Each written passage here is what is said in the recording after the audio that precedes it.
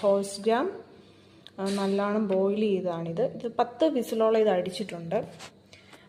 ഞാനിത് ആദ്യം ജസ്റ്റ് ഒന്ന് ചൂടാക്കി ഇതാക്കിയിട്ടാണ് ഇത് ബോയിൽ ചെയ്തിരിക്കുന്നത്. പിന്നെ അരപ്പിന് വേണ്ടിയിട്ടെല്ലാം സെറ്റ് ചെയ്തിട്ടുണ്ട്.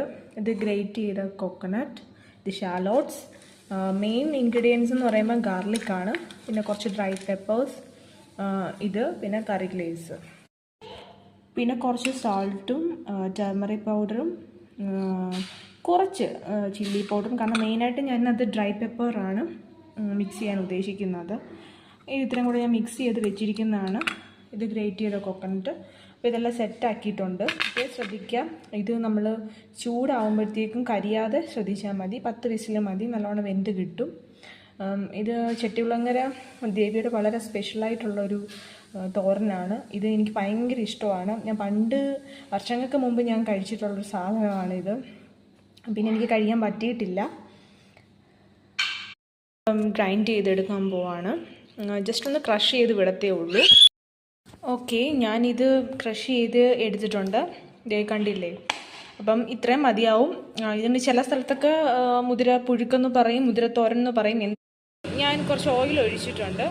ഇനി ഇത് കുറച്ച് നന്നായിട്ടൊന്ന് ഹീറ്റ് ആയതിന് ശേഷം നമുക്ക് മസ്റ്റാർഡ് സീഡ്സ് ഇട്ട് കൊടുക്കാം. ഓക്കെ, ഞാനിപ്പം നമ്മുടെ ഈ ഹോഴ്സ് ഗ്രാം എടുത്ത് ഇതിലേക്ക് ഇട്ടിട്ടുണ്ട്. ഇത് ഓൾറെഡി വെന്തതാണ്. ജസ്റ്റ് ഒന്ന് സോട്ട് ചെയ്തെടുത്താൽ മതി.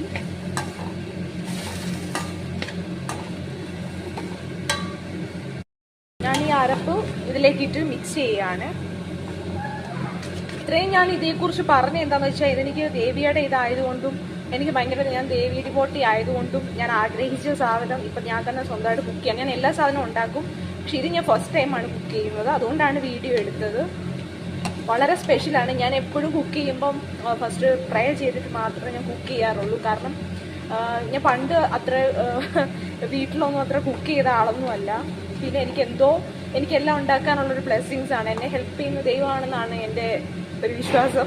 അതുകൊണ്ട് എനിക്ക് എന്ത് കുക്ക് ചെയ്താലും ടേസ്റ്റ് വേണം, അതനുസരിച്ച് കറക്റ്റ് ആയിരിക്കണം. കാരണം കുക്കിംഗ് എന്ന് പറയുന്നത് നമ്മുടെ മനസ്സിന് പിടിച്ചതായിരിക്കണമല്ലോ. നമ്മൾ കഴിക്കുന്ന ഭക്ഷണം നമ്മളത് നല്ല രുചി വേണം, നല്ല ഇതായിട്ട് കഴിക്കണം എന്നാണല്ലോ എല്ലാവരുടെയും ആഗ്രഹം. സോ ഞാനിത് ഉണ്ടാക്കുകയാണ്.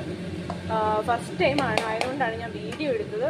ഞാനിത് യൂട്യൂബറോ ഒന്നും അല്ല, എങ്കിലും ഞാനിത് കുക്ക് ചെയ്ത് കഴിഞ്ഞു.